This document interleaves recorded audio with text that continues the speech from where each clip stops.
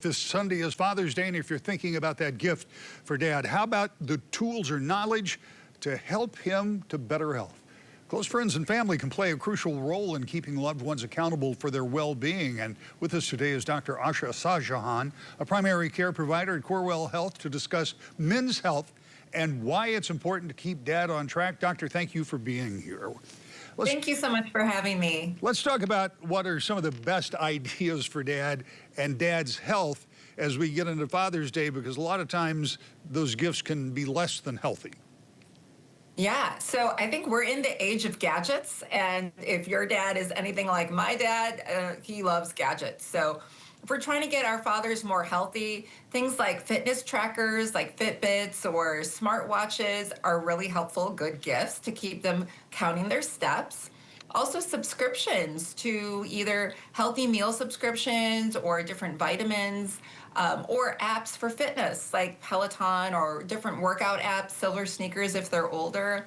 And then a lot of things like dumbbells, resistant bands, those are all things to help you stay active. But then you can also do the pickleball racket to try to see if you can get them more engaged in physical activity. So that's some of the things for physical activity that you can get to help bring your father to be more healthy.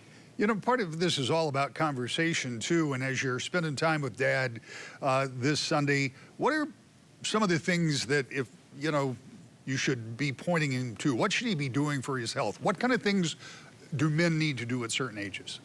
Yeah, so absolutely. I think the number one thing is just on the daily basis, making sure they're taking appropriate vitamins, eating enough protein, and then having enough water. Another great gift is a smart water bottle that tells you how much water you should be drinking a day and giving you some reminders. But another gift that you can do that's kind of not expensive at all, but is to offer to drive your dad to a doctor's appointment or spend time with just fun things like cooking a healthy meal or doing a fitness activity or spending time relaxing. A lot of fathers are very stressed out and mental health is very much neglected.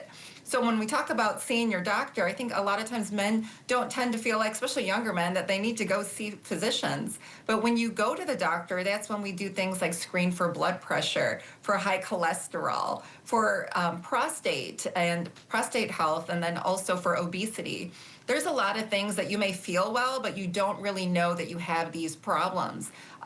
Also, things like depression and anxiety, they happen a lot, and you just don't feel like you have the right tools to help yourself with it, and a doctor can really help you out.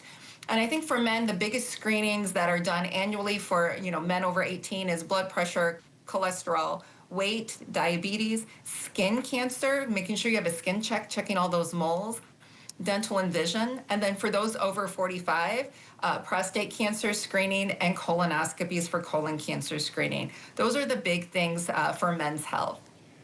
What is the level of importance to getting Dad to being honest and clear with their physician? Because I know from personal experience that you don't want to go in and say there are 42 things wrong. You don't want to go in and sound like that guy. And sometimes you don't say everything. How important is that? Yeah, I think it's really important to have a good relationship with your doctor. And that's why it's good to go for an annual physical, because maybe there's nothing wrong, but if you see someone on a consistent basis, you feel more comfortable telling them things that maybe you feel uncomfortable telling a stranger. And you don't really want to wait till there's something wrong to establish that relationship. Many men say, I'm fine, I don't need to see a doctor, and then something's wrong, and suddenly they're very uncomfortable talking about it. So, sort of making a list of your top 3 things that might be bothering you is a good way to start that conversation with the physician. But I think that just to start off, making sure you have your annual physical so you build a relationship over time with the physician. And if you don't feel like you have that connection, I say keep searching until you find that doctor that you feel like you can talk to, you can relate to, and really has your best interest in mind. That's excellent advice, Doctor. Thank you so much for spending time with us. I got more questions, but we're out of time. Maybe you'll come back and see us. All right. Thank you so much, and I hope you enjoy Father's Day. Thank you.